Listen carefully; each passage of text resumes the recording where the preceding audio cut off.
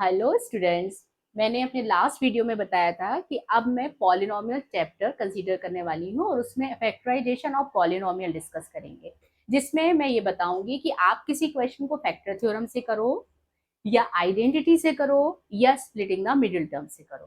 ठीक है, तो सबसे पहली चीज तो ये बता दूं कि कोई भी क्वेश्चन अगर आपको आता है क्वाड्रेटिक इक्वेशन का, तो उसमें अगर मेंशन हो कि factorize it by the factor theorem, तभी आप फैक्टर थ्योरम से करो, अदरवाइज मत करो।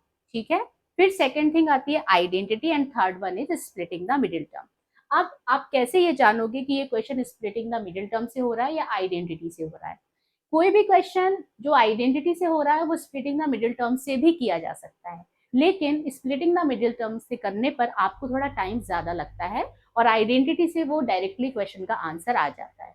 ठीक है, तो इसलिए हमें ये जानना जरूरी है कि क्वेश्चन हम किस मेथड से करें। तो हम कैसे ये पता करेंगे?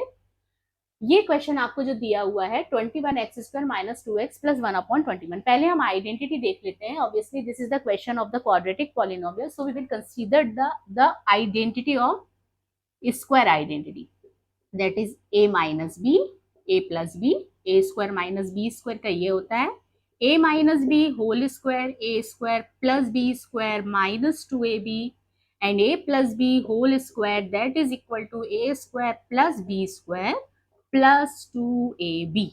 ये आइडेंटिटी आपने 8th में भी पढ़ी होगी, तो ये तो आपको अच्छे से लर्न होनी ही चाहिए। ठीक है, अब हम इस क्वेश्चन पर आते हैं। आइडेंटिटी में आप देख रहे हो कि यहाँ पर जितनी भी आइडेंटिटी है उसमें दो स्क्वायर नंबर है। जैसे यहाँ भी दो स्क्वायर नंबर है, यहाँ भी दो स्क्वायर नंबर है, यहाँ भी दो स्क्वायर नंबर है। तो ये जो क्वेश्चन है इसमें दो स्क्वायर नंबर तो होना ही चाहिए। अगर दो स्क्वायर नंबर नहीं है तो इसका मतलब है कि ये आपका आइडेंटिटी सॉल्व हो ही नहीं सकता। ठीक है, तो सबसे पहली चीज है हम इसे स्क्वायर के फॉर्म में लिख सकते हैं। तो ये हो गया √21x² minus 2x plus √1/21 whole square. यानी ये क्वेश्चन तो आपने स्क्वायर नंबर के टू स्क्वायर नंबर्स के फॉर्म में लिख दिया, लेकिन ये क्वेश्चन आपका किससे सिमिलर है? किस आइडेंटिटी के? इस आइडेंटिटी के सिमिलर है। तो यहाँ पर a square plus b square minus 2ab होना चाहिए। तो ये हो गया आपका ए स्क्वायर, ये हो गया आपका बी स्क्वायर, और यहाँ आपका आना चाहिए -2ab। तो माइनस तो है ऑलरेडी, अब हमें चेक करना है कि 2ab, यानी ये ए और ये बी लेने पर हमें ये टर्म मिल रही है या नहीं मिल रही है। Then 2ab is equal to √21x, 2√21x multiplied by 1/√21। √1/21 को हम 1/√21 लिख सकते हैं। ये और ये कैंसिल हो गया, यानी आपको 2x मिल गया, जो कि यहाँ गिवन है। यानी कि ये क्वेश्चन बिल्कुल आपकी आइडेंटिटी के साथ मैच करता है। इसलिए यहाँ पर अब हम लिखेंगे a is equal to √21x and b is equal to √1 या फिर आप ऐसा लिखो 1/√21। ठीक है, तो according to your identity this is equal to a minus b whole square that is √21x minus 1/√21 whole square. Now we move on the next question. इस question में भी हम पहले चेक करेंगे कि ये आइडेंटिटी से हो सकता है कि नहीं। अगर ये आइडेंटिटी से नहीं होगा तब हम इसे स्प्लिटिंग द मिडिल टर्म से करेंगे।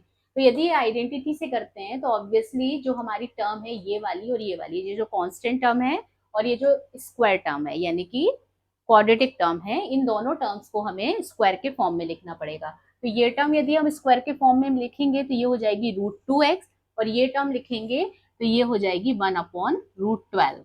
अब ये a है और ये b है, तो 2 इंटू ए इंटू बी, इसकी वैल्यू हम देखते हैं कि क्या ये मिडिल टर्म के इक्वल आ रही है कि नहीं आ रही है।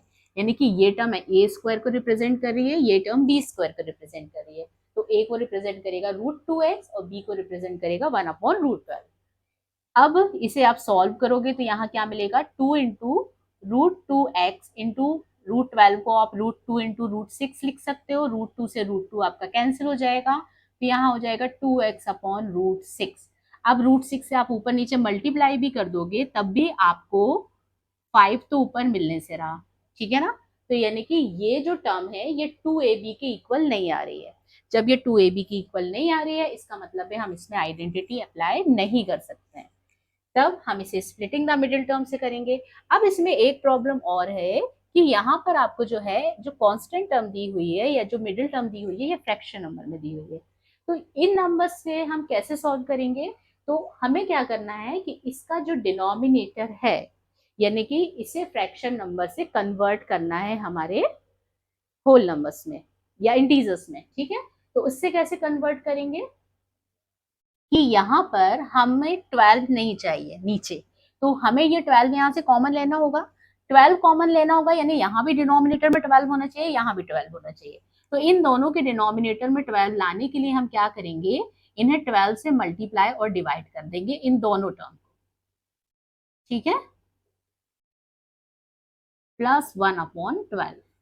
यहाँ पर आपको क्या मिलेगा, यहाँ पर 2 × 12 यानी 24x² 12 माइनस ये 6 2 12 10x/12 प्लस 1/12। अब आपके तीनों टर्म के डिनोमिनेटर में 12 आ चुका है, तो यहाँ हम 1/12 कॉमन ले लेंगे। ये हो जाएगा 24x² माइनस 10x प्लस 1। अब इसे ब्रैकेट के अंदर के एक्सप्रेशन को हम स्प्लिटिंग द मिडिल टर्म से सॉल्व करेंगे। तो इसके अकॉर्डिंग आपको क्या मिलना चाहिए, आपके पास होना चाहिए a प्लस बी की वैल्यू -10 होनी चाहिए और a इंटू बी की वैल्यू 1 होनी चाहिए।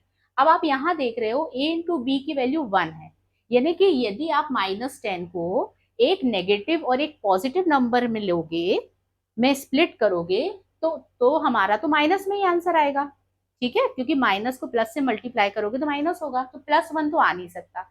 इसका मतलब है -10 को आपको क्या करना पड़ेगा, दो नेगेटिव नंबर में स्प्लिट करना होगा, क्योंकि हमें माइनस भी चाहिए, ठीक है। तो दो नेगेटिव नंबर हम कंसीडर कर सकते हैं, जैसे 6 4 24, तो 6 4 sorry a into b is equal to 1 नहीं 24 होना चाहिए यहाँ पर, 24 इंटू 1 दैट इज 24। तब हमारा यहाँ a इंटू बी 24 आना चाहिए, यानी पॉजिटिव नंबर अभी भी आना चाहिए, और यहाँ पर -10 होना चाहिए।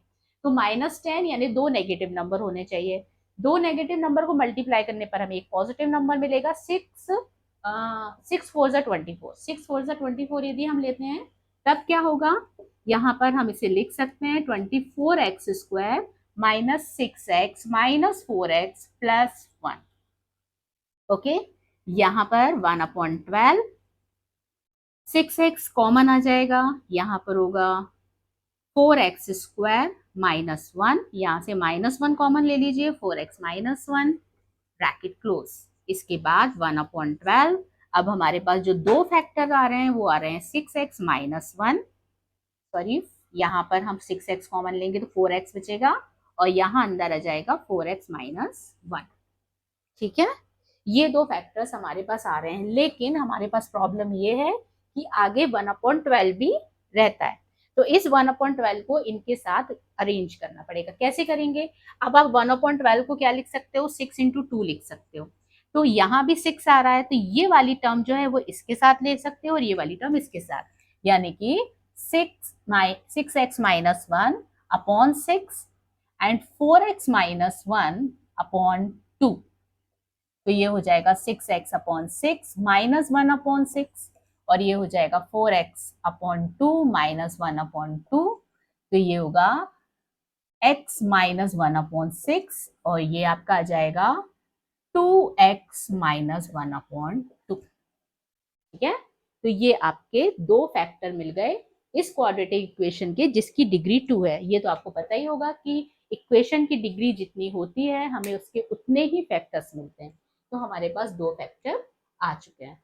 इसके बाद दूसरी चीज, मैं जो अपना नेक्स्ट वीडियो बनाऊंगी उसमें भी splitting the middle term he discuss करूंगी ऑफ द पॉलिनोमियल्स, लेकिन उसमें मैं जो नंबर लूंगी, जो टर्म्स लूंगी, वो रूट नंबर्स लूंगी।